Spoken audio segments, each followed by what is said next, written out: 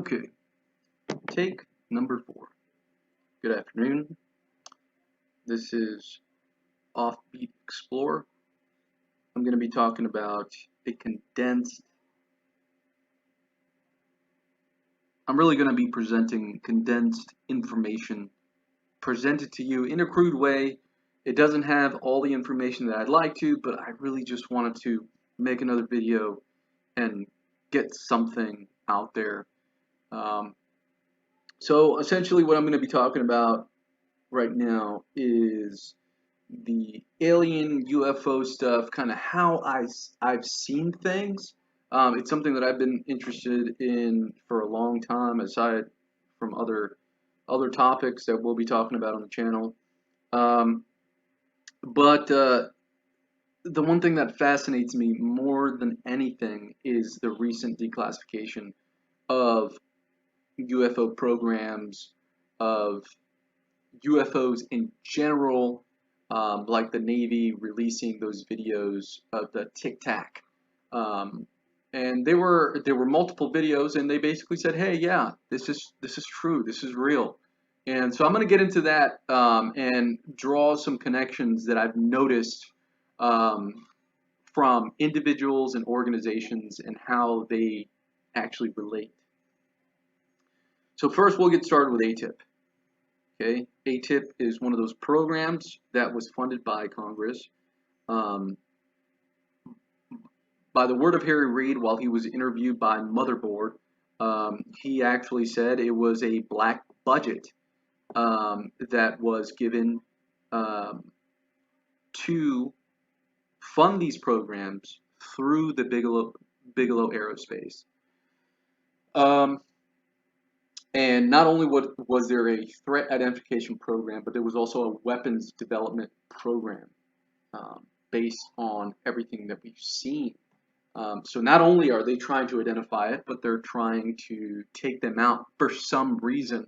Obviously, it can cause it's a national security deal, right? So you have unidentified flying objects flying around the most secret bases, and you don't know who it is, whether they're alien or not. Why are you there?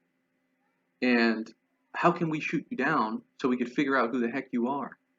So that's essentially from when I read it and I understand it, that's what I see. We don't know whether the folks flying those unidentified objects are benevolent or malevolent. We don't know. So let's figure it out.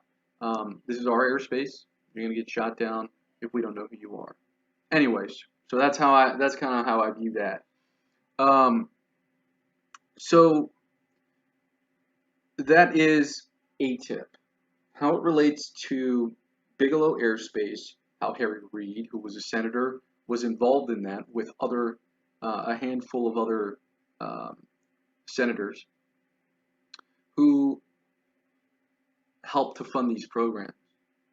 And I don't believe that it's over. I don't believe that, within the last 5 years was the only time that it ever existed. Going back to Project Blue Book, I think for a very long time we've been interested in this. When you see a flying object and it is flying ridiculously fast, why wouldn't you want that technology? How does that not become a thought in your mind? So, on to BIGELOW AEROSPACE. Robert Bigelow, he is an interesting guy. Man, he had an interview where he talked about, he basically said there's no doubt in his mind that aliens are here on Earth right now around us. With such conviction. His grandparents told him about a story when he was younger about how they saw UFOs. And there was another interview where I saw where he basically strategized this whole thing. He was a real estate mogul. That's how he made all of his money. But it was all a strategy to eventually get into aerospace, to discover and explore those things that he believed when he was a kid. He believed his grandparents when he was a kid. to this day, as a grown man, he believes no doubt they are here. Bigelow Aerospace has contracts with NASA. So one of the special things that Robert Bigelow, he bought these patents, but one of the things that he offers to NASA are these very lightweight habitats. They're inflatable habitats, so they'll be attached to the International Space Station, or they can be used alone. And the nice thing about them is it's lightweight, so you can, boom, you can rocket those things out into space, and it's relatively lightweight. It expands while it's out there, hence the name inflatable habitat. It expands to a massive size, and it cuts the costs of fuel and space. And it's amazing. So this guy has contracts with them, and he's saying these things. Not only that, he was part of an investigation, the investigation of Skinwalker Ranch. Skinwalker Ranch, there was a lot of phenomenon, right?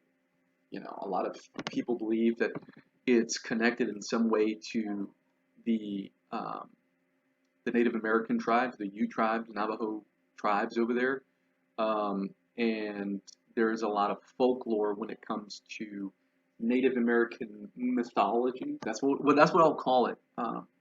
But I don't think that is just. I don't think that is just for the beliefs that they have and how they have actually related to actual, actually things that people have seen. But I'm going to say that. We'll say their stories. So their stories connect to things that have been seen on the ranch. So Robert Bigelow bought it. He bought the ranch, and he hired professionals, scientists, military experts, and he asked them to investigate the ranch, take videos, all this stuff, and all this information would get uploaded to the NIDS website. So now, as far as I can tell, NIDS doesn't actually, it still exists, the website still exists, but there's no information on it. Man, he is an interesting cat who, and you'll hear it throughout the rest of this video, these series of videos, is that he's almost played an integral part of these investigations for the last 20 years. To the Stars Academy, that is the company that Tom DeLonge started. Tom DeLonge, if you don't know him, is the singer, or was the singer of Blink-182. He has his own band now. I think it's called Angels and Airwaves. But part of the reason why he quit was because he wanted to investigate UFOs. He wanted to investigate aliens. According to him and some of his interviews, he says that he went to go speak with a group of contractors or a company organization and told them, he presented them with the information that he knew and provided them with a solution. I know that you're in a tough spot. I'm not quoting, I'm just kind of, drawing words that he said. I'm not trying to put words in his mouth, but he believed that he could provide a service essentially, and that it would benefit humanity, and not only that, take the pressure and weight off the shoulders of these organization for releasing this type of information. But why? Why is it so important that we even know about it? And Why was it so important to keep it from us in the first place? Maybe religion has, you know, uh, a hand to play in it.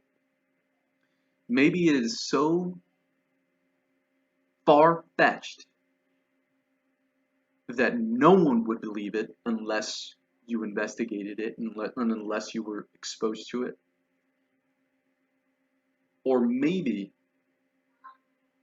there is a truth about who we are that would disgust us.